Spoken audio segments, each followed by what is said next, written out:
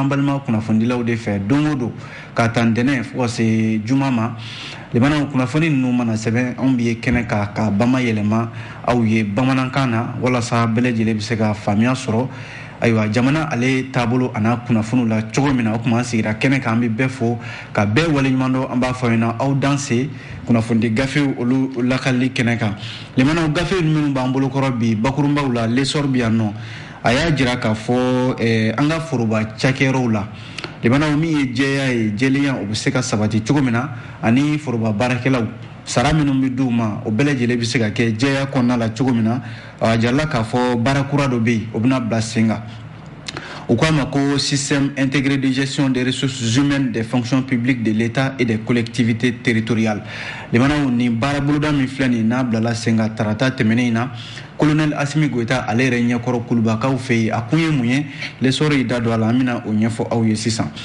o mana bɔ yen nɔ min ye farafinna ale tɔgɔladon ye o bɛnna kunungo mɛ kalo tile 25 ma san o san nin bɛ ɲɛnamaya farafinna dugu bɛɛ lajɛlen kɔnɔna la min ye Mali ye ale ma to kɔ a jirala k'a fɔ a bilala hukumu kɔnɔna la o ye de ye k'a fɔ ayiwa farafindenw bɛ se k'u jɔ u yɛrɛ kolo la cogo min na walasa min ye balo sɔrɔli ɲuman ye o bɛ se ka sɔrɔ cogo min na o ɲɛnamayara Bamako yan nɔ an bɛna o lakale aw ye sisan o mana bɔ yen Nouvelle Horizon fana kumana a y'a jira k'a fɔ politiki tɔn min bɛ yan n'a ka kɔrɔ ni politiki tɔn caman ye limanaw ne kan ye Adima PAEJ ma ayiwa Adima PAEJ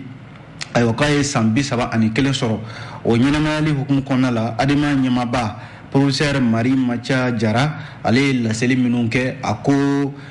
maa si man ka min ye kɛrɛfɛ ko bila sen kan min bɛ se ka kɛ sababu ye ka i yɛrɛ bɔ Maliko la ko baara fɛn fɛn kan ka boloda bi maliden kelen-kelenna bɛɛ lajɛlen fɛ o kan ka kɛ sababu ye jamana jɔli ani ka se ka ayiwa jamana politikimaw k'olu fara ɲɔgɔn kan ko n'o tɛ farafarali maa si ka hɛrɛ t'o la bi Nouvelle Horizon y'o fɔ o mana bɔ yen nɔ Canard déchaîné fana bɛ yan a kumana a ko 1,663,000 ɲɔgɔnna ani murumuru ayiwa o de tununa nafolo min dira ko ka coronavirus bana kɛlɛ ni a ye limanaw a ko gannen do bi dɛ sabu min ye vérificateur général ani maa minnu tɛgɛ talen do a ko la Canard déchaîné ka jaw kumanen do a ka bi an bɛna o lakale aw ye sisan o mana bɔ yen l'indépendant fana kumana l'indépendant y'a jira k'a fɔ Mali ye miliyari 3,000 ɲɔgɔnna limanaw k'o de tilala an na san 2020 ani san 2012 ka na bila san 2018 na k'a sababu kɛ mun ye coup d'état ani basigibaliya Mali kɔnɔna la ayiwa jɔn de ye nin jate kɛ Banque mondiale ka kɔsa in na jate laban minnu kɛra Mali kan k'a kɛra sababu yɛrɛ ye maa 50 ɲɔgɔnna olu de bilala fantanya jugumanba kɔnɔna la san 2021 na o mana bɔ yen nɔ le challenger fana bɛ yan a kumana limanaw a y'a jira k'a fɔ Mali Guinée Burkina Faso nin de ye jamanaw ye jamana minnu bɛ yen ni coup d'état jan b'u la limanaw wa furanjɛla fanga de kɛn bɛ badabada ye nin jamana ninnu kɔnɔna la munna an na o lakali aw ye sisan wa ko fana min ye sariya min bɛ yen ni o bɛ ayiwa polisiw ka syndicat dɔ n'u k'a ma ko Amidiko ani chemin de fer maaw cɛ ko sariya ye a tigɛ k'a ban pewu ka tiɲɛ di chemin de fer maaw ma mun tora sa yɔrɔ minnu bɛ yen n'o ye sow ye n'a kan ka di chemin de fer maaw ma n'a sɔrɔla so ninnu na ci wa walima u tɛna ci challenger de y'o fɔ o mana bɔ yen nɔ le soir de Bamako kumana limanaw a y'a jira k'a fɔ politiki tɔn min bɛ yen n'o ye URD ko min bɛ tali kɛ sariya y'a jira k'a fɔ URD ɲɛmaa 2 minnu bɛ yen ni bɛɛ ko ne de ye ɲɛmaa ye professeur Saliku Sanogo ani Gwanyo Kulubali ayiwa ko commission tribunal y'a jira u 2 bɛɛ lajɛlen la k'a fɔ u si tɛ se ka yamaruya ka baara kɛ politiki tɔn in tɔgɔ la ko nka professeur Saliku Sanogo hali an bɛ waati min na ko sisan ale de ye politiki tɔn ɲɛmaa dankan fɔlɔ ye n'o ye premier vice président ye ko baara dɔw bɛ yen ale kɔni bɛ se k'o kɛ ko nka u si yamaruyalen tɛ k'a fɔ u ka politiki tɔn in ka ɲɛmaaya ta ka da u yɛrɛ la k'a fɔ u bɛ baara kɛ ni politiki tɔn in tɔgɔ ye o mana bɔ yen soir de Bamako kelen in kɔnɔ limanaw ko hiji ɲinanama gɛlɛya b'a la dɛ sabu ko n'a ma ɲɛ ko sɛgɛn bɛ sen na limanaw gɛlɛya bɛ diɲɛ bɛɛ lajɛlen kɔnɔ bi ko Magan jamana y'a jira k'a fɔ maa min kan ka taa hiji la bi diɲɛ kurukara bɛɛ lajɛlen maa 1,000,000 limanaw Mali yɛrɛ ta y'a la worobilanjɔrɔ ye ko nka nafolo min be no kan ni maaw kan o sarakata limana ko coronavirus gɛlɛya min da maaw kan hali ɲina maganta gɛlɛya a bɛ sɔn ka juguya ni o ye an b'a kuncɛ ni min ye o ye les échos ye eko y'a jira k'a fɔ jamanakuntigi kɔrɔ min ye Alpha Umaru Konare limanaw k'ale taara bɔ min ye a yɛrɛ baden kɔrɔkɛ ye limanaw n'u k'a ma ko V0 limanaw nin ye ma hakili jurunen canenba ye an ka jamana kɔnɔna la yan Alpha Umaru Konare k'a taara bɔ a ye limanaw badenya yɛrɛ ma an na an da don o la sisan les échos kɔnɔna la kunnafoniw laban na min ye l'essor ye an b'a daminɛ ni ale ye a kumana limanaw l'essor y'a jira k'a fɔ an ka foroba ca n'o ye fonction publique ye ale bɛ se ka don ba la cogo min na ani fana sara minnu bɛ di maaw ma min ye foroba baara hukumu kɔnɔna la ayiwa o bɛ se ka kɛ jɛlenya kɔnɔna la cogo min na o de ye baara boloda min bɛ yen n'u k'a ma projet de système intégré de gestion des ressources humaines des fonctions publiques de l'État et des collectivités territoriales limana u k'a ma bakurunba la ko CGRH ayiwa ko o baaraw o de bilala sen ka tarata tɛmɛnen in na jamanakuntigi colonel Asimi Goita ale yɛrɛ ɲɛkɔrɔ baara boloda in kun ye mun ye a kun de walasa limanaw jateminɛna k'a fɔ ayiwa an ka jamana kɔnɔna la yan foroba cakɛla dɔw bɛ yen i b'a sɔrɔ dɔw bɛ yen minnu bɛ sara 2 ta la dɔw yɛrɛ bɛ sara 3 ta la dɔw yɛrɛ bɛ yen n'a sɔrɔla olu bɛ taga bila foroba ca la limanaw ni ɲɔgɔndanw bɛ kɛ i b'a sɔrɔ olu tacogo limanaw a tɛ kɛ sariya kɔnɔ walima ayiwa maa min bɛ yen ni ka maa bɛ foroba cakɛyɔrɔ ninnu na o bɛ ɲɛ e ma k'a sɔrɔ dun i n'a man kan nin n'a ɲɔgɔnna waleyaw minnu n'a bɛ k'an ka foroba cakɛyɔrɔw la ani nafolo min bɛ tiɲɛ a ko siratigɛ la ayiwa ka se ka o bali nin yɛlɛma boloda in de kan ka kɛ walasa ka se ka ayiwa baara ninnu ka sigi sen kan a jarala k'a fɔ san o san laraweli min bɛ kɛ ni o ye aravɛki ye walasa ka jamanadenw hakɛ dɔn k'a bɛ ta ni o baara in hakɛ de ye sabu jamanaden hakɛ min bɛ jamana kɔnɔ ani foroba cakɛla min bɛ yen o bɛɛ hakɛ dɔnnen don ko baara boloda in yɛrɛ a n'a daminɛ mɛ kalo la san 2022 ka taa kuncɛ juillet kalo san 2023 o la sa jɛkulu kɛnɛrɛnnen dɔ bɛ yen n'o ye comité d'orientation stratégique dɔ ye a jarala k'a fɔ minisiriso min bɛ yen n'o bɛ an ka refondation kunna ko olu baarakɛla caman bɛna bila a ko hukumu kɔnɔ olu de bɛna a baara labɛn a jarala k'a fɔ nin na kɛ sababu ye limanaw an ka jamana kɔnɔ ɲɛtaa min bɛ yen ni fereke donnen don a senna ka sababu kɛ foroba cakɛyɔrɔ caman de bɛ yen i b'a sɔrɔ baaraw tɛ kɛ a kɛcogo la jamanakuntigi yɛrɛ colonel Asimi Goita yɔrɔ a kɛnɛ ka ye Choguel Kokala Mayiga fana tun bɛ yen ka taa se minisiri caman ma jamanakuntigi ye kuma ta a ko nin baara min filɛ nin ye a ko bi n'i y'a ye Mali kɔnɔna la an ka foroba cakɛyɔrɔ gɛlɛya caman de b'a la wa fana ko miliyari caman de bɛ tiɲɛ san o san jamana kunna ka sababu kɛ baarakɛyɔrɔ dɔw bɛ yen a nafolo minnu bɛ yen n'a kan ka taa jamana wagande kɔnɔ a tɛ taa a taasira fɛ ka se ka dan sigi o la nin baara boloda in ko a nacogo ɲɛna a na kɛ sababu ye yɛlɛmani minnu bolodalen don gouvernement ka baara boloda kɔnɔ n'o ye PAG ye ka se ka o lawaleya joona joona a bɛ minisiri min ka bolo kan o de ye refondation ye n'o ye Ikasa Mayiga ale ka minisiriso ye ale yɛrɛ y'i kanto k'a fɔ ko misali bɛ ta kɛrɛnkɛrɛnnenya la collectivité territoriale min bɛ l'école karamɔgɔw tɔgɔ la ko jateminɛna k'a fɔ l'école karamɔgɔ 400 bɛ yen bi minnu bɛ yen ni olu bɛ sara ta limanaw k'a sɔrɔ ni ayiwa sara 2 taw k'a sɔrɔ ni u ma yamaruya a la k'a kɛlen don sababu ye ayiwa min ye miliyari 1,037 ka se k'o tiɲɛ jamana kunna san o san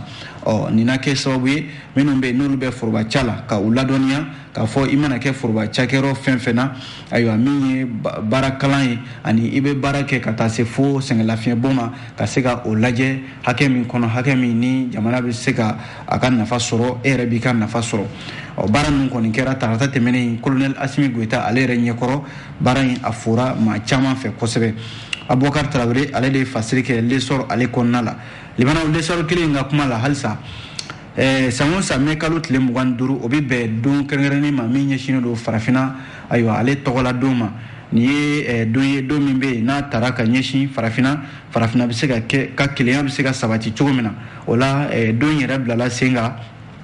min ye mɛ kalo dɔ tile 25 san 1963 a kɛra sababu ye wulikajɔ minnu kɛra ani kɛlɛ minnu kɛra walasa farafinna jamanaw ɲɛtaga sɔrɔ sira la ani farafinna yɛrɛ bɛ se ka a yɛrɛ ka nafa sɔrɔ siraw o bɛ se ka bila sen kan a yɛrɛ kolola cogo min na o de ye laɲini ye farafina jamanaw ye min laɲini san o san mɛ kalo tile 25 ka farafina jamanaw k'u hakili jigi o la ɲina hakililaba min bɛ yen n'a fɔra k'a fɔ baara ka kɛ ni o ye o de ye ko ka baara belebeleba boloda walasa min ye balo sɔrɔli ɲuman ye farafina jamanaw kɔnɔ o bɛ se ka sabati cogo min na o baaraw ka se ka sigi sen kan limanaw farafina jamanaw k'u hakili to o la sabu ni ɲɛtaa ye limanaw o ka sɔrɔ balo bɛ yen o ka sɔrɔ jamanaw yɛrɛ dama bɛ se u yɛrɛ kɔrɔ cogo min na o de la ko ɲinanta bilala hukumu kɔnɔna la nka limanaw ni seli bɛ kɛ waati min na o y'a sɔrɔ kɛlɛ bɛ Ukraine jamana ani Rusi jamana cɛ o nana kɛ sababu ye ka dɔ fara min ye fɛnw sɔngɔ kan diɲɛ ɲɛfɛ maaw hakili b'a la waati min na farafin jamanaw bɛ ka u yɛrɛ sɔrɔ dɔɔni ka bɔ coronavirus bana ale kɔlɔlɔw bolo kɛlɛ wɛrɛ nana wuli Ukraine ani Rusi cɛ ni jamana fila in ka kɛlɛ jamanaw ka kɛmɛ kɔlɔlɔba de ye bi ka ɲɛsin farafin jamanaw ma min ye diɲɛ kɛlɛ tɔnba ka bolofara min bɛ yen ni o ye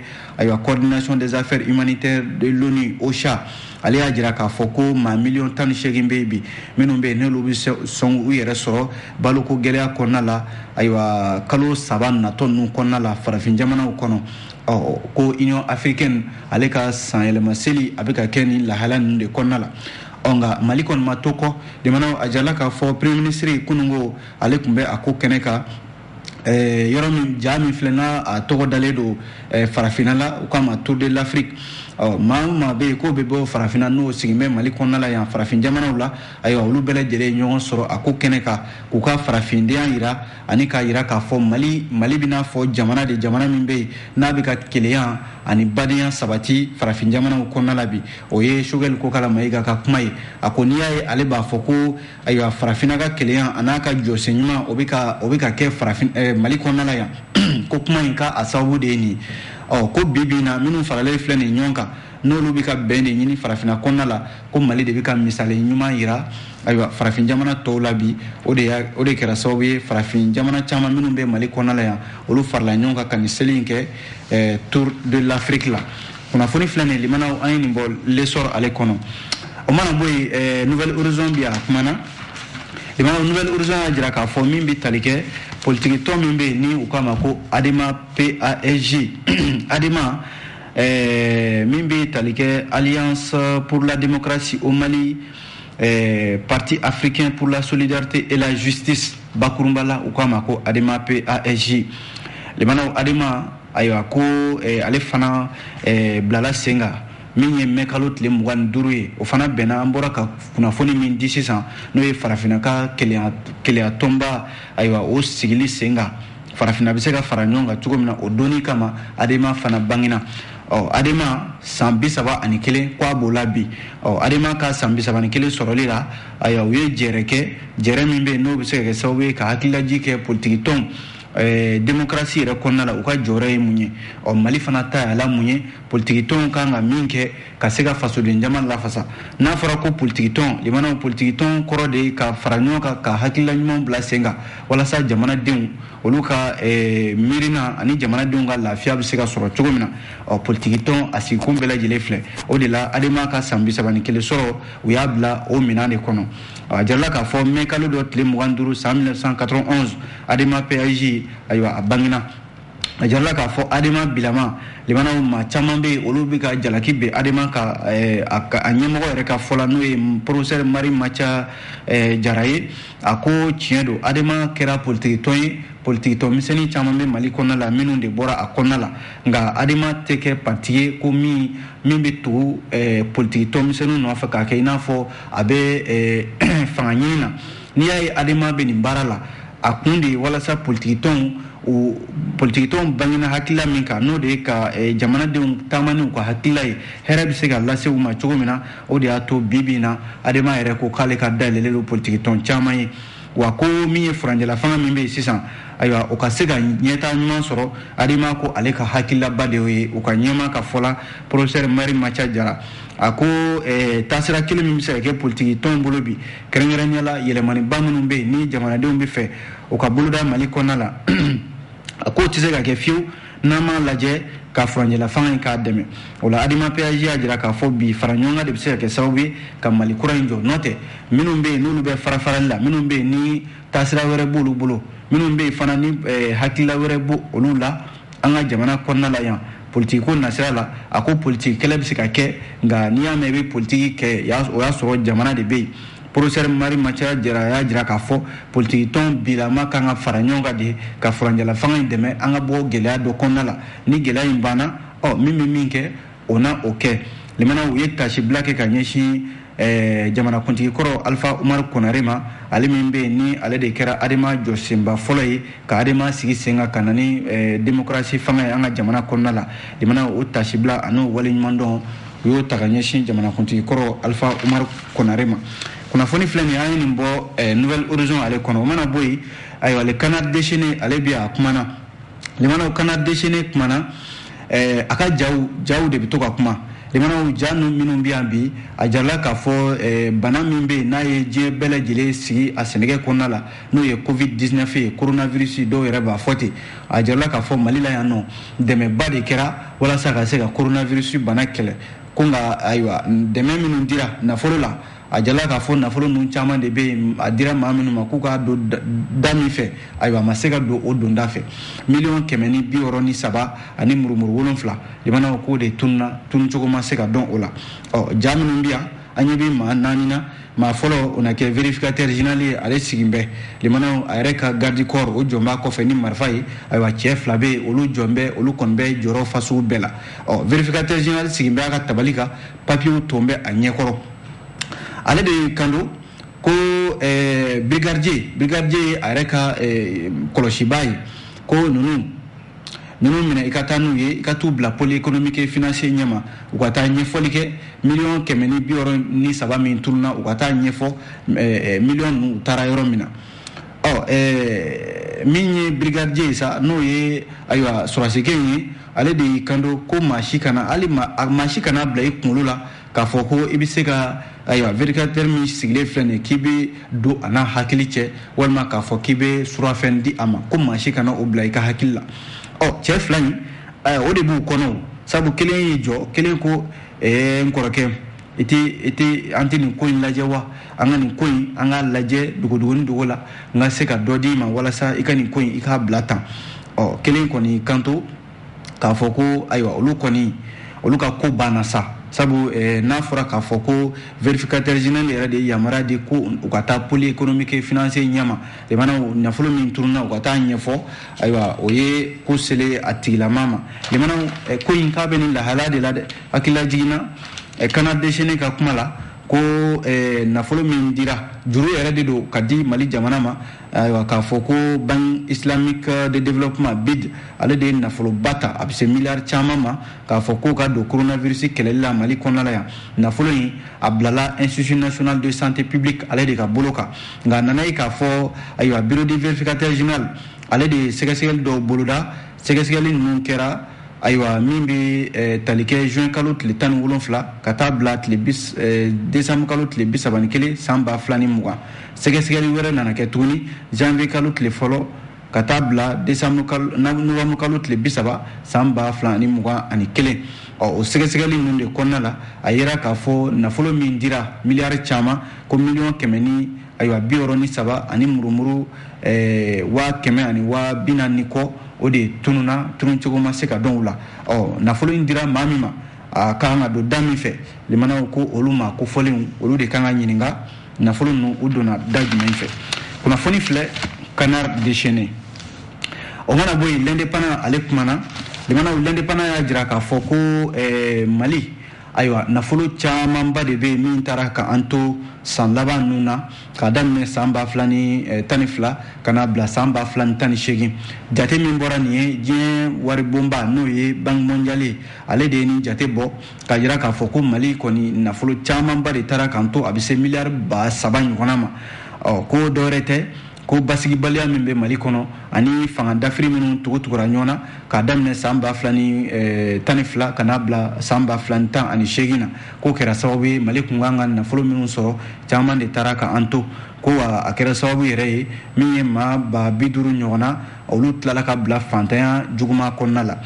jate min ye nin ni Banque mondiale y'a bɔ gafe min n'u kama ko ayiwa ka fanga don jamanaw la minnu bɛ se ka se u yɛrɛ kɔrɔ renforcer la résilience en période d'incertitude o ye waati ye jamana bɛ se k'i jɔ i yɛrɛ kolo la cogo min na ko nka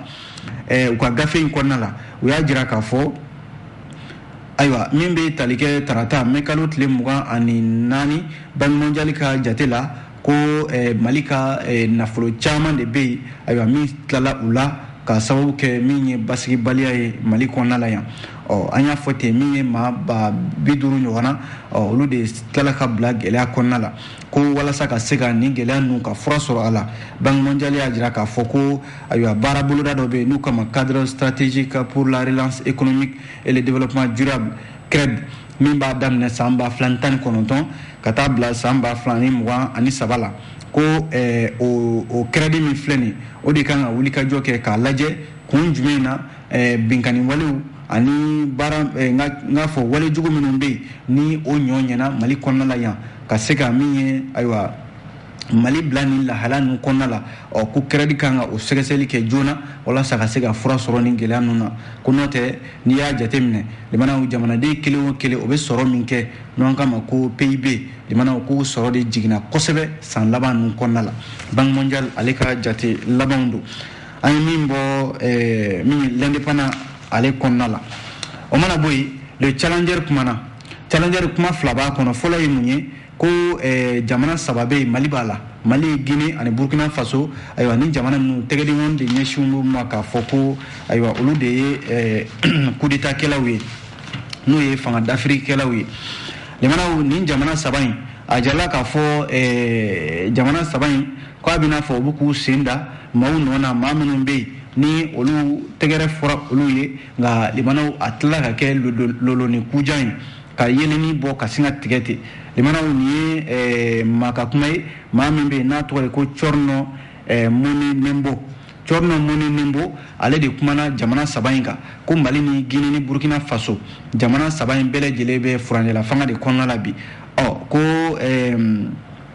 a furanjɛla fanga a bɛ n'a fɔ a bɛ fɛ ka kɛ badabada ye ayiwa a finitigi ninnu bolo ko farafinna nin y'a taabolo de ye ko ni furanjɛla fanga ɲɛmɔgɔ ninnu a bɛɛ lajɛlen ye finitigiw ye sɔrɔdasiw don sɔrɔdasi ninnu i b'a sɔrɔ u nakuma limanaw tɛgɛrɛ de bɛ fɔ u ye ko nka i b'a sɔrɔ waati dɔ bɛ se ayiwa a bɛ kɛ i n'a fɔ fanga de bɛ diya u la fanga bilali o bɛ tila ka kɛ kɛlɛ ye tuguni n'a sɔrɔla jamanadenw ye tɛgɛrɛ fɔ u ye k'a fɔ ayiwa jigiya de dan b'u kan nka jigiya yɛrɛ limanaw a bɛ n'a fɔ bamananw ko ten ko ni maa min bɛ fɛ ka to baji la n'i ye nɛgɛbilen d'a ma a b'a minɛ a jamana ninnu caman denw ka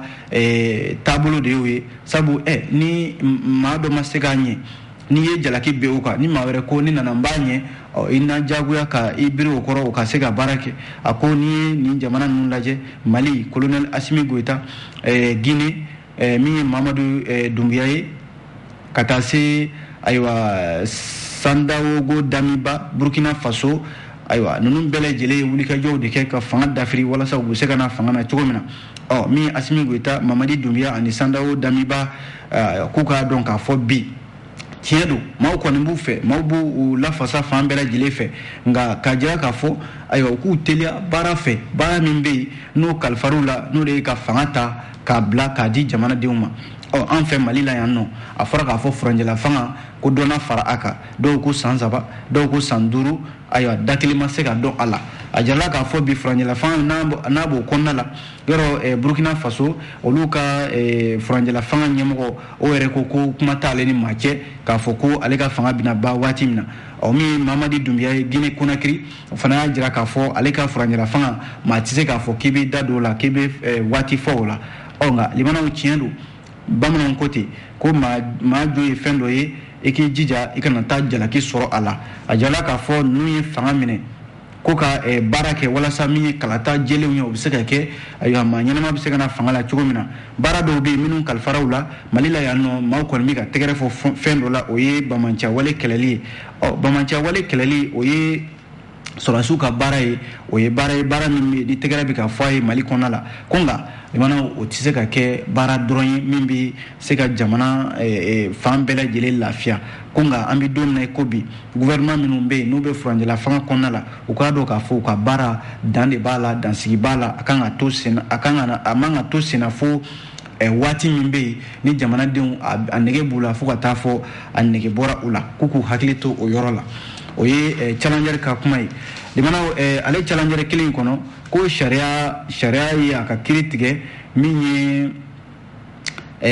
polisiw ka tɔn dɔ bɛ yen ni u k'a ma ko amical dignité et continuité u k'a ma ko amidiko ani terrain baarakɛlaw n'o ye cheminot olu ni ɲɔgɔn cɛ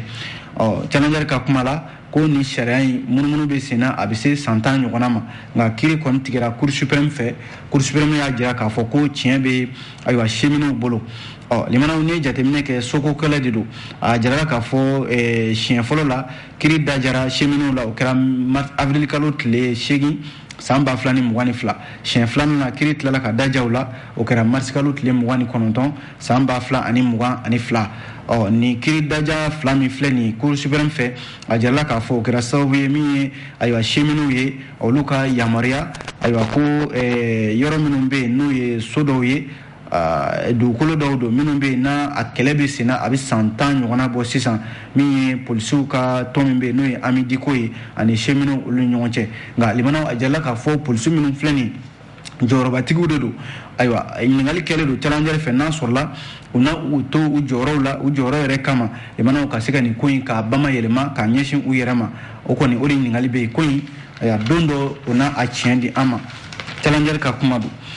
o mana bɔ yen le soir de Bamako ale kumana ayiwa soir de Bamako y'a jira k'a fɔ nin wagati in na limanaw min ye ɲina hiji soir de Bamako kumanen don o de ka bi a ko ɲina hiji taabolo ko ayiwa nafolo min kan ka don a la ayiwa nafolo a ka can kosɛbɛ ko nka ayiwa ni ye hiji yɛrɛ taabolo a labɛn yɛrɛ jate minɛ ɲinan san kɔnɔna la limanaw ko ayiwa gɛlɛya caman de bɛ sɔn ka sɔrɔ a la k'a sababu kɛ mun ye ɲinan hiji bɛ kɛ Magan jamana de ka Arabi Saoudite o ɲɛmaw ale u y'a jira k'a fɔ ko n'i bɛ fɛ ka taa hiji la ɲinan ayiwa taabolo caman de bɛ yen f'i ka taa ni o ye yɔrɔ san damadɔ kɛra sisan k'a sɔrɔ hiji ma kɛ san o san i b'a sɔrɔ maa min bɛ taa hiji la diɲɛ kurukara bɛɛ lajɛlen la a bɛ se maa 5,000,000 ayiwa a bɛ se o ma nka bana min bɛ yen n'ale de kɛra sababu ye coronavirus bana ka hiji yɛrɛ ka bali maa caman bɛ yen o ma taa hiji la fo n'a kɛra Magan jamana yɛrɛ denw ye nka ɲinan ko dayɛlɛla ko kura nka dayɛlɛla limanaw maa min bɛ taa hiji la a maa hakɛ man ca a jala k'a fɔ diɲɛ kurukara bɛɛ lajɛlen kɔnɔ maa min bɛ taa hiji la ko maa 1,000,000 n'i y'o ta k'o lajɛ limanaw ko silamɛ don ka ca diɲɛ kɔnɔna la bi kosɛbɛ n'a fɔra bɛɛ lajɛlen ka i yɛrɛ sɔrɔ o maa 1,000,000 kɔnɔna la a bɛ gɛlɛya Mali la yan nɔ ni fiɲɛ wulila bɛɛ bolo bɛ i kunna minɛ na a jala k'a fɔ hiji a ɲinanama an ka jamana kɔnɔ n'o ye silamɛya jɔsen 5nan ye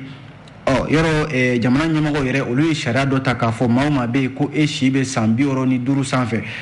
e tɛ se ka taa hiji la o de kɛn bɛ gɛlɛya yɛrɛ ye min ye dɔ fara a kan filanan ye mun ye o ye k'a fɔ bolociw ni bana minnu bɛ yen i n'a fɔ meningite walima fièvre jaune a n'a ɲɔgɔnna caman fo ka taa se coronavirus bana ma limanaw nin bɛɛ lajɛlen gɛlɛya dɔw ye nka limanaw ala gɛlɛya yɛrɛ ye mun ye o ye k'a fɔ ɲinan maa min bɛ taa hiji la limanaw ayiwa an y'a fɔ ten maa 1,000,000 Arabi Saoudite yɛrɛ kelen dɔrɔn ta ye maa 100,000 ni maa 50 ye diɲɛ maa tɔw olu bɛ maa 1,750 ni 50 o tila u ni ɲɔgɔn cɛ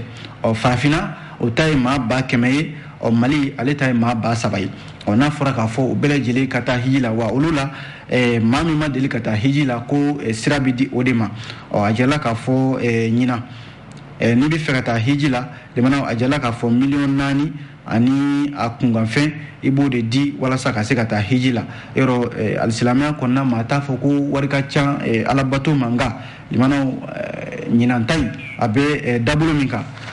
a bɛ sɔn ka kɛ gɛlɛya ye dɛ an a kuncɛ ni nin ye limanaw ko waati sera o tuma an fo k'aw bɛɛ lajɛlen waleɲuman dɔn ni ala sɔnna sini an na ɲɔgɔn sɔrɔ yan gafe kuraw mana bɔ an b'o lakali aw ye ladira kɔnɔ a k'an bɛn diɲɛ waati wɛrɛ